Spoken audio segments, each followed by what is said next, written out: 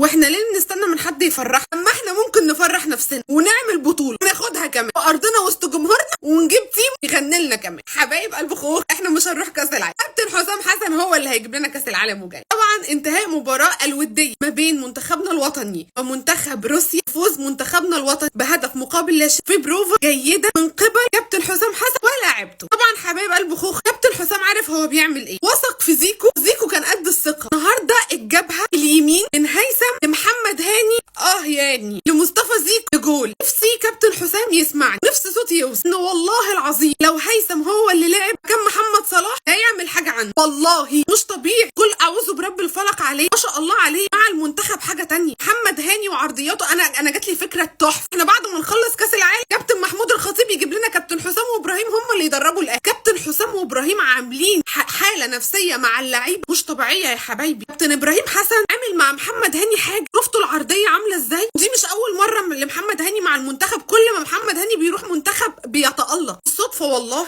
كابتن حسام وابراهيم بيلعبوا لعيبه قبل ما يلعبوهم مهاريا بيعاملوهم نفسيا، نفسي اهم من المهاري من التكتيكي. شفتوا واقف عمال يطبطب على زيكو ازاي وعلى حمزه عبد الكريم ازاي. النهارده اول مشاركه رسميه لولدنا حمزه عبد الكريم وعمره 18 سنه مع منتخبنا الوطني، ودي حاجه جميله وحاجه تشرف. محمد الشناوي المونديالي النهارده صد 3 كور فرص اساس مؤكده، فرص مؤكده. انا شايفه ان محمد الشناوي لازم ولا بد يلعب، هو اللي يبدا الاساسي. ولو انتوا هتيجوا تسالوني مين اللاعب، كان في لاعب المفروض يطلع من القايمه، فمين اللاعب يا خوخه اللي كابتن حسام يستبعده؟ هو مش هيستبعد محمد عبد المنعم لان هو بدا بيه النهارده وخلاص اطمنا على محمد عبد المنعم، ولا برده هيستبعد دونجا، ولا هيستبعد حد من الهجوم. انا حاسه ان هو هيستبعد حد من حراس المرمى، هو واخد 4 حراس مرمى، هو ممكن يستبعد حارس مرمى الجون، يعني 2 ماتش 4 حراس، ف3 كويسين جدا. وانا شايفه ان الشناوي يلعب اساسي وجهه نظري، لان الشناوي مع المنتخب مونديالي، المونديال يعني محمد الشناوي. طبعا حبايب قلب خوخه، حمدي فتحي ما لعبش النهارده عشان واخد كارت احمر مباراه اسبانيا، وايضا محمد صلاح عشان خاطر يعني لسه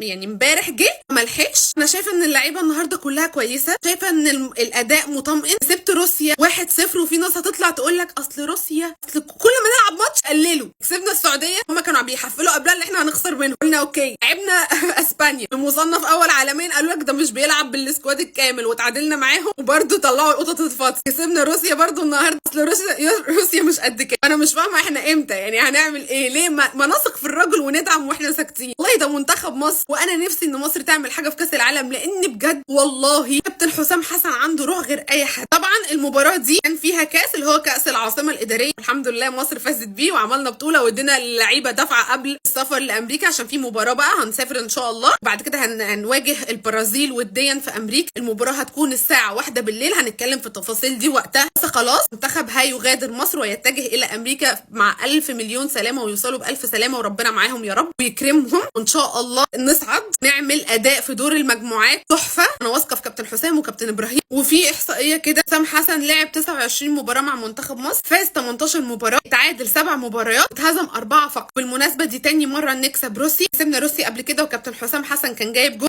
1994، وده تاني فوز لينا على روسيا. بصراحه اليوم جميل قوي ما شاء الله، بجد في سعاده كده وفرحه، والشعب ده جميل، شعب مصر جميل قوي يا جماعه، بيستنى اقل فرصه عشان يفرح. اختيار تامر حسني، عشان انتوا ما تعرفوش تامر حسني بالنسبه لي انا بعشق تامر حسني من وانا صغنونه خالص، يعني الحاجه اللي انا بحبها من وانا صغيره النادي الاهلي، وتامر حسني طلع معايا من وانا صغيره خالص جدا، انتوا مش متخيلين. النهارده كان اسعد حاجه بالنسبه لي ان انا اشوف تامر حسني كده وكمان مباراه وكمان كسبانين، فانتوا مش متخيلين السعاده اللي في قلبي. اجواء بيرفكتو بجد، كل حاجه سكر. ربنا يا رب مع كابتن حسام وكابتن ابراهيم، كل التوفيق لمنتخبنا الوطني فيما هو قادم، وان شاء الله ان شاء الله نعمل حاجه في كاس العالم. بالنسبه لي احلى حاجه في الماتش كله قطه كاتاليا، عشان انتوا عارفين كاتاليا بالنسبه لي ايه، روح قلبي، الله اكبر، ربنا يحميها. كل اعوذ برب الفلق، سكر سكر، غطت على كل حاجه النهارده. عاوزه بقى اعرف منكم انتوا مين اللاعب اللي من وجهه نظركم كابتن حسام يستبعده من القائمه، ان في لاعب لازم يمشي من القائمه. عاوزه اعرف وجهه نظركم مين. انا وجهه نظري الحارس الرابع، حارس الجونه، هو اللي يستبعد.